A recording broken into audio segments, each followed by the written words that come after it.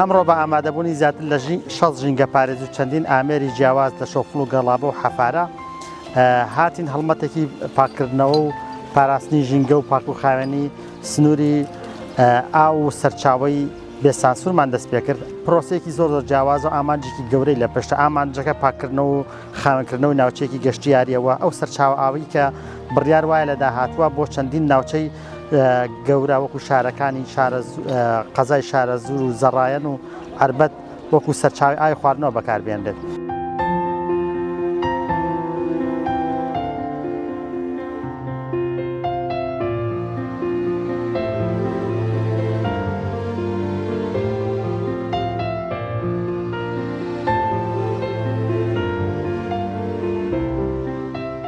منطقەکە بە کاملی ئەمڕۆ دەستمان کرد بە پاکردنەوەی هەر لە جادەی چناخچیانەوە بەرەو بێستانسۆر و بە حملەیەکی تریش لە جادەی زەڕایەن عەربەتەوە بەرەو بێستانسۆر.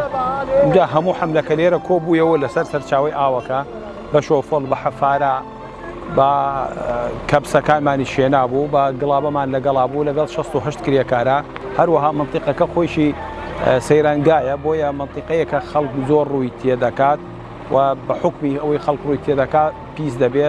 بۆیە ئێمە ئەمڕۆ هەڵمەتەکەمان بۆ ئێرە بوو لەبەرەوە پاکیکەینەوە و ئەو مەترسیانی سەرجینگە مەترسیەکانی سەرجینگە نەیەڵین لێرە.